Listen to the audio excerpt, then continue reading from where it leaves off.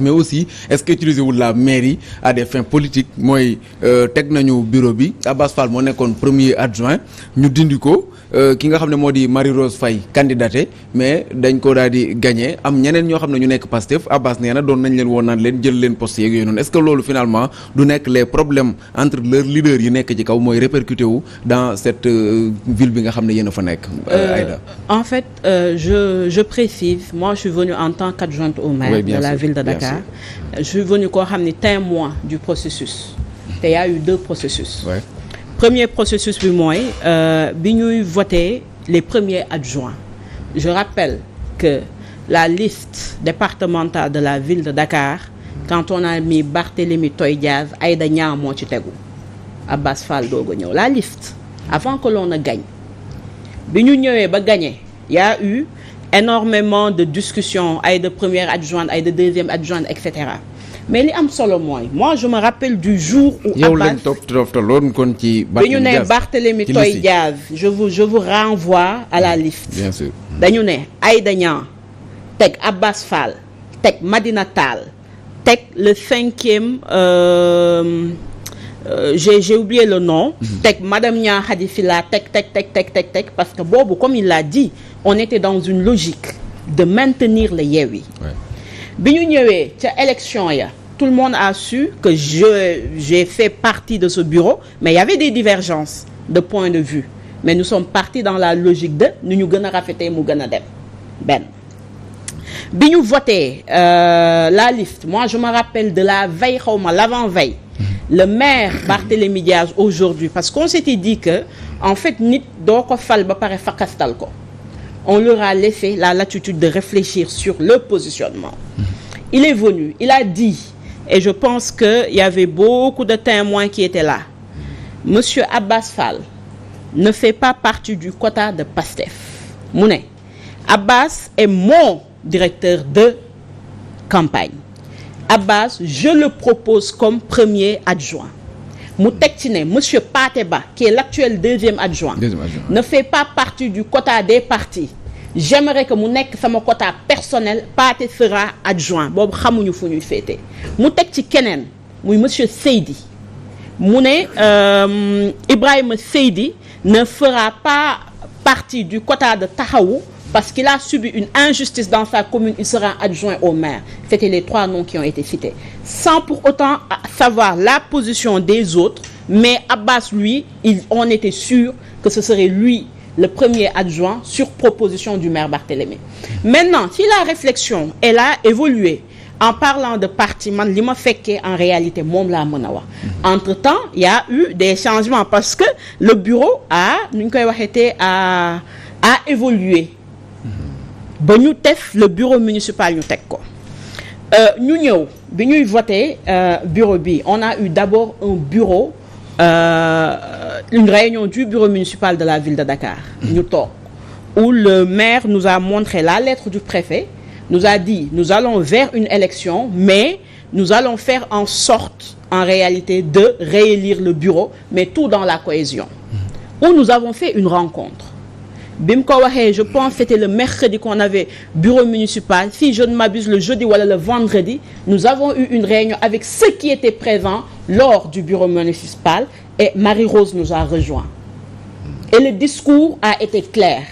le discours a été de dire faisons en sorte de maintenir ñi nga xam ne ñoo nekk ci bureau municipal bi benn deuxièmement faisons en sorte que ñi nga xam ni ils étaient en train c'est-à-dire durant les 2 ans parce que xam nga nit bu ñu ñëwee xamante wuñu ñu ñëw ñu teg leen rek plouf lay doon doo xam qui est capable de ça qui est capable de ça qui a du temps qui n'a pas de temps ñu ne y a un autre critère qui doit sortir en réalité mooy parmi les adjoints am na ci ñoo xam ni ils n'ont pas de bureau te ñoom ñooy def pratiquement la majeure partie du travail de la mairie naka la ñuy def ba ajuster je sais pas je me fais comprendre ñu ne ñu aussi que parce que c'était le président Seydi en tant que doyen qui présidait cette réunion et je parle en tant que témoin parce qu'il y avait des adjoints de Pastef qui étaient là-bas et des autres partis qui étaient là-bas je précise je ne suis pas de Taxawu mais nit da ngay wax ak li fa àqutaalaay ñu ne essayons de permuter benn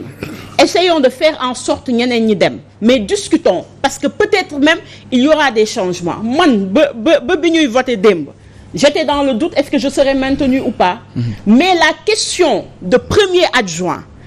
qui revient à Pastef n'a pas été posée en réunion waxuñu ko fa dañu ne permuté et je me rappelle c'était la dame Tata Khadinian Silla qui la première a pris la parole disant nañ ko rafetalee permuté boo nee permuté la deuxième adjointe elle est là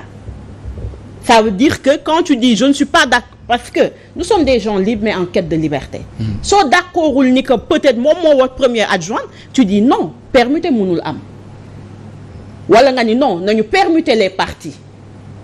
mais on a parlé de permuter les gens et personne n'a dit on ne permute pas moi c'est après que j'ai eu écho qu'il y avait une bataille qui était en train de se faire en disant que le premier adjoint revient à Pastef ce que mënuma leen ko bañal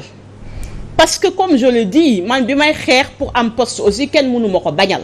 mais dans la logique de ce qui s'est passé je vous relate textuellement ce qui s'est passé en réunion le Seydi nous a dit nous allons après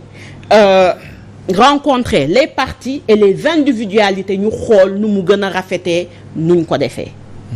je sais pas je me fais comprendre bien sûr waaw mais lors de cette réunion moi c'est après en dehors de cette réunion que j'ai su que Pastef voulait le poste de premier adjoint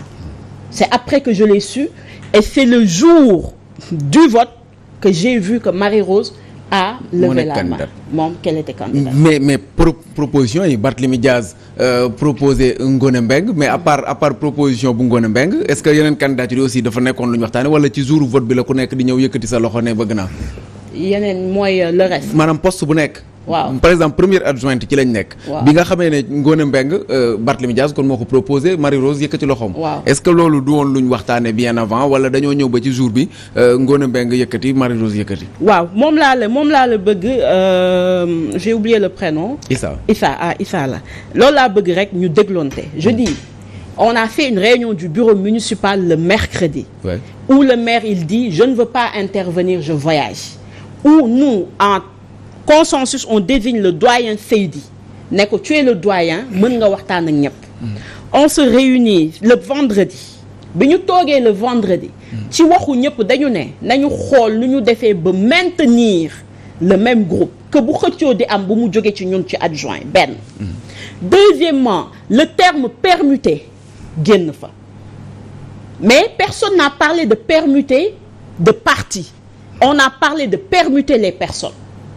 c'est le lendemain ñun man par exemple que j'ai su xawma le surlendemain parce que il y a beaucoup de bruit de couloir mais man luñ ma woowul wax ma ci en réalité jàpp ma ko li ma jàppoon mooy dañuy permuter maintenant après ça le doyen Seydi a rencontré les partis politiques et les individualités qui composaient en réalité le le bureau municipal ku ci nekk wax nga li nga bëgg wax nga li nga xaar wax nga li nga d'accord ñu def seen synthèse bi ñu defee seen synthèse le maire est revenu foofu peut-être fi ñu lay rejoindre mooy ñun par exemple c'est au niveau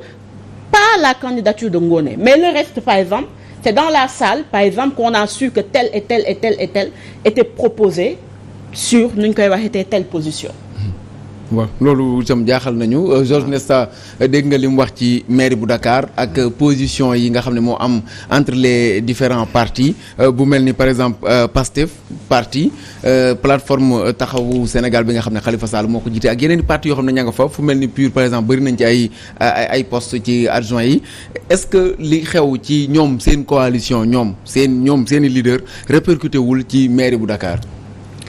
oui def si répercuté wu forcément parce que situation bi moo ko dicté mais en fait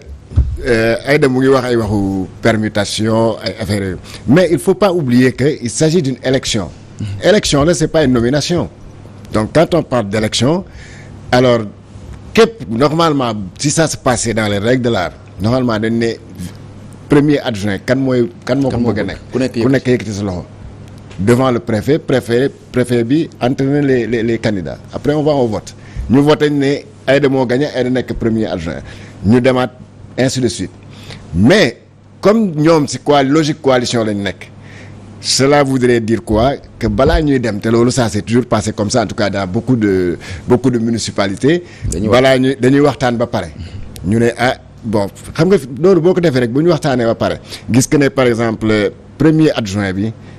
vraiment Pastef la war a doon parce que Pastef bu ñu évaluer les forces politiques pour ne pas léser les différentes composantes par exemple koo xam ne dégg naa tey maire bi di ko wax Barthélémy Diaz mu ne am na benn parti bi mu cité mu ne kooku par exemple sur la centaine de conseillers benn kii rek la ñu am. benn conseil boobu ne la am donc xam nga ne kooku bu fekkul woon ne y' a pas de consensus autour de sa personne bu ñu demee élection kenn du ko votel parce que moom kenn moo nekk si mooy représenté boppam si conseil waaw Guirassy c'est pas Guirassy seulement il y a Guirassy il y a je crois aussi même le PUR je crois FSD/BJ justement. Il y a le FSD/BJ il y a le grand parti il y a donc voilà le grand parti donc xam nga ñooñu yëpp nag bu fekkee ne yow rek yaa représenté sa bopp il faut forcément un consensus autour de cette personne là pour mu mën a gagner parce que sinon bu ñu nee élection rek kooku moom rek mooy woteel boppam donc au préalable dañuy toog ñu waxtaan en fonction de la représentativité pour certains ñu ne premier adjoint bi bu fekkee ne góor la wala jigéen la nañ ko jox waa PASTEF bu fekkee ne unité boobu ak cohésion bi am na au sein de Yewwi Askan Wi bu ñu demee ci élection forcément dañuy gagner parce que ils sont majoritaires au sein du conseil municipal. Oui, bien sûr. Donc bu fekkee ne ñoom d'accord nañ ci loolu ànd nañ ci tour boobu bu nee vote ce sera juste une formalité ñëppay voter et puis voilà ça passe comme lettre à la poste maintenant te loolu c'était valable au début en 2022 parce que boobu la vraiment il y avait une parfaite cohésion une entente au sein de Yewwi Askan Wi mais ce qui s'est passé hier par exemple c'était plus le cas l'ambiance au sein du conseil municipal en 2022 n'était plus la même en c'est 9 août 2023 là tout le monde le sait. parce que ñu ngi waxante. voilà na jox na ko oto bureau boo xam ne. fii ñu ko transformé bureau politique bu Pastef. yooyu yëpp ñu koy dégg quel que soit bon loolu moom ça c'est leur cuisine interne quoi. moi je préfère rester sur mais wax na ko public. bon xam nga loolu bon c'est leur cuisine interne moi je préfère rester sur le principe de l'élection donc encore une fois cohésion boobu c'est-à-dire le conflit. Pastef ak Taxawu c'est répercuté sur l'élection forcément du maire de l'adjoint au maire de Dakar. Parce que permutation bi Aïda di wax si je comprends la permutation mooy lan jarul woon ñu dem élection dañuy def nii rek jël bi yóbbu fële mais comme c'est une élection le préfet pourrait contester. Bon maintenant permutation boobu ce serait donc un amont de l'élection c'est-à-dire avant ñuy dem ci élection bi ñu def ko et puis ñoom ñu ànd ci. parce que le conseiller man fekk naa benn élection boo xam ne ku ñu waxoon ne dañu convoquer le corps électoral c'est-à-dire les conseillers ne leen diw laa bëgg mu nekk premier adjoint ainsi de suite mais bu ñu demee ba toog ci salle bi devant le préfet ku ñu waxoon ne moo war a nekk premier adjoint il a vu qu'il y a 2 autres personnes yoo xam ne pourtant ñu ngi woon ci réunion bi nga xam ne boobu lañ defee réunion bi ba d'accord sur la personne X ñu dem le jour J ay candidats jógee fël mais non on n'accepte pas. Aïda dafa ma bëggoon préciser. En fait je précise comme il l'a dit xam nga dafa wax ci waxtaan yi. man j'ai parlé des propositions. qui sont sorties à la première réunion. mooy que en fait bi ñuy dem en 2022 di voter c'est de la même manière que le préfet était présent le maire ne tel premier adjoint est-ce qu'il y a un candidat. bu ne on propose tel premier adjoint mooy kooku tamit il valide la proposition. mu ne est-ce qu'il y a un candidat ci la Bamba Fall yëkkatee Abbas Fall yëkkati ñoom ñaar ñu dem élection donc en fait c'est pas une nomination mais c'est des discussions antérieures moo tax je tenais juste à préciser ci ban esprit la ñu demee maintenant comme je l'ai dit discussion antérieure bi c'est pas tout qui a été validé ça aussi c'est une vérité parce qu'il y a eu une discussion du groupe des adjoints qui n'étaient pas le groupe je veux dire de la coalition bi ñu paree ils ont reçu les partis benn ak benn après ils ont fait la conclusion et ils ont fait des propositions à des postes maintenant comme ni nga ko waxee le conseil municipal aussi c'est comme à l'Assemblée nationale boo ñëwee nga ni telle loi mais les gens votent en leur âme et conscience